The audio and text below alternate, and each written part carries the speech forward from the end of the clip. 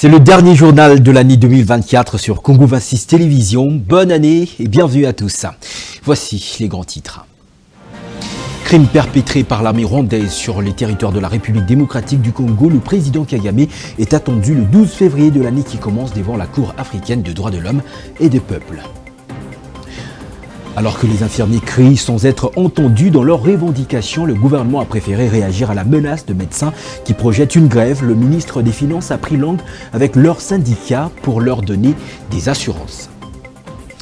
Et puis ce drame à Chikapa, un camion transportant les carburants et des passagers s'est renversé, a pris feu. Bilan 7 morts et 10 blessés.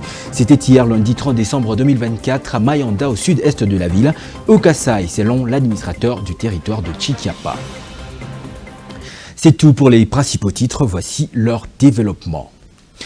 Crime perpétré, massacre dans l'est de la République démocratique du Congo. Paul Kagame est attendu le 12 février 2025 par la Cour africaine de droits de l'homme et de peuple. La procédure fait suite à la requête déposée par le gouvernement de la République démocratique du Congo en septembre 2023, accusant le Rwanda de graves violations des droits humains dans la partie orientale du pays. Alexis Chiboué pour plus de détails. C'est lors de la 28e réunion du Conseil des ministres, Tony Amboujimaï, où le ministre d'État, ministre de la Justice et garde des Sceaux, Constant Mutamba, a présenté un rapport détaillé soulignant que cette décision marque un tournant majeur dans la lutte de la RDC pour la justice et les droits humains, renforçant ainsi la position du pays sur la scène internationale. Dans le même rang, même registre, la Cour pénale internationale a réactivé ses enquêtes concernant le crime commis par le Rwanda sur le territoire congolais, tandis que la Cour de justice de la Communauté de l'Afrique de l'Est a ouvert en septembre 2024 un procès contre le Rwanda pour violation du traité constitutif de l'organisation. Face à l'agression rwandaise dans la partie est de la République démocratique du Congo, le gouvernement congolais a mis en œuvre une stratégie articulée autour des 4 principaux fronts: le front militaire pour renforcer les capacités de FARDC et défendre le territoire, le front diplomatique pour mobiliser la communauté internationale et dénoncer l'agression, le front de la communication pour sensibiliser l'opinion publique et contrer la désinformation, et le front judiciaire pour poursuivre le responsable de crimes commis et obtenir les réparations. Le gouvernement de la République est bien informé de la menace de médecins du secteur public de déclencher un mouvement de grève à dater du 2 janvier. Voilà pourquoi il a réuni, via le ministre des Finances Doudou Fouamba, lundi 30 décembre, les syndicats de ces professionnels de la santé pour tenter de désamorcer la crise. Cette enquête des solutions à la grève projetée le 2 janvier 2025 par le médecin du secteur public sur toute l'étendue du territoire national. Doudou Fouamba, ministre des Finances, a présidé cette réunion interministérielle. Finances, santé et budget. Une rencontre de sortie de crise à laquelle ont activement pris part le syndicat du secteur de la santé, le ministre tutelle Roger Nkamba et le vice-ministre du budget Élisée Boukoumouana. Ces échanges ont axé sur la paye complémentaire du personnel du secteur de la santé, ainsi que plusieurs recommandations liées à leur réalité quotidienne, faites au ministre des Finances, Doudou Fouamba, et à ses collègues de la santé et du budget, afin d'éviter un probable mouvement de grève dans les jours à venir, selon le chef de la délégation des SINAD, John Senga-Luamba. En l'en croire, le ministre des Finances, Doudou Fouamba, les a rassuré un décaissement qui va s'activer dès l'instant pour que les différentes banques procèdent déjà progressivement au paiement des médecins. Le gouverneur du Nord Kivu s'est rendu à la fin de la semaine passée à Bukavu pour échanger avec son collègue du Sud Kivu au sujet de l'envahissement et l'exploitation illégale des ressources minières, agricoles et forestières en provenance du parc national de Kahuzi-Biega. La province du Nord Kivu est indexée parmi les premiers consommateurs des ressources forestières en provenance de ce parc, par la commercialisation des planches et des braises au marché Kituku à Goma. Un cadre de concertation entre les deux provinces sera mis en place pour continuer les échanges. Reportage de notre correspondant sur place, Primo Pascal Roudaïgoa.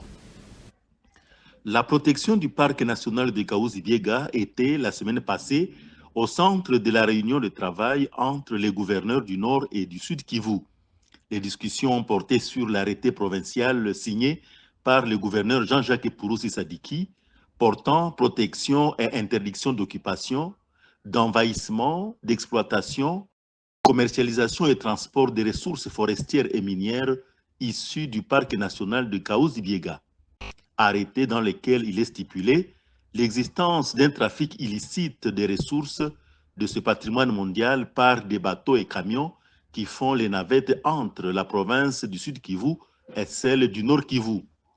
Le gouverneur militaire du Nord Kivu, Peter Chilimwami, a dit que sa mission à Bukavu est de discuter sur les questions transversales entre le Nord et le Sud Kivu, et plus particulièrement pour éclairer les zones d'ombre contenues dans l'arrêté signé par son collègue pour ne pas frustrer les populations de leurs provinces respectives. Il s'y est de noter qu'un cadre de concertation permanent entre les deux provinces sera mis en place dans les tout prochains jours pour approfondir ces échanges.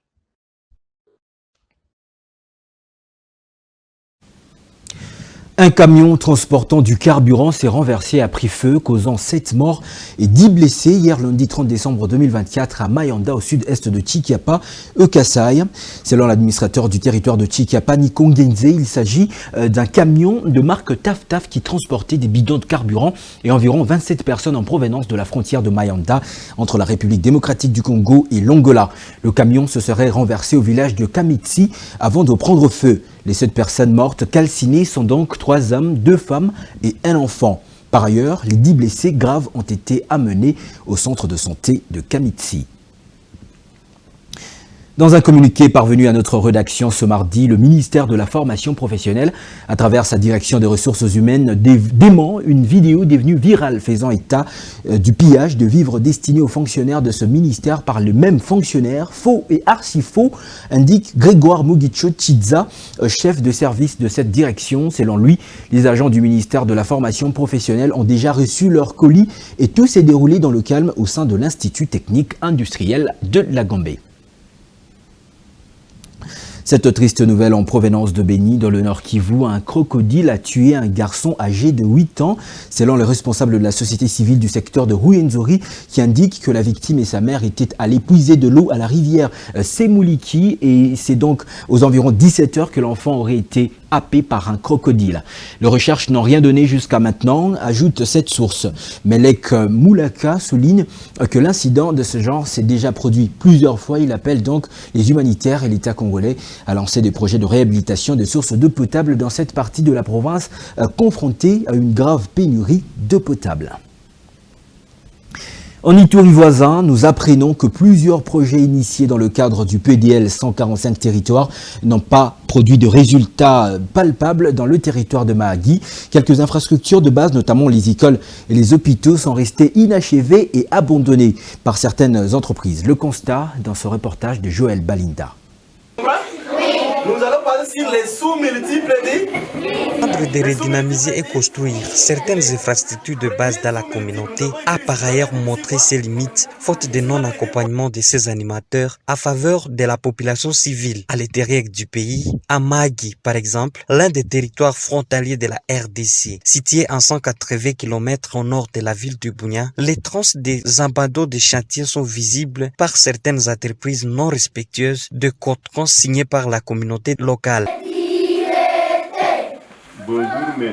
Ici, c'est l'école primaire de Ukebo, dans la cité Djouran à Mahagi, où une entreprise, après avoir conclu les contrats, détruisirent les anciens bâtiments au détriment des nouveaux, aujourd'hui abandonnés au niveau de l'élévation de ces murs. Cette situation a conduit à ce jour les élèves d'étudier à même les sols. Monsieur Ernest est le directeur pédagogique de cette école publique de l'État. Le projet 145 territoires qui était venu ici, avec l'espace de la maison de l'école qui ne suffisait pas, on est obligé de détruire le tout, même les bâtiments construits par les parents.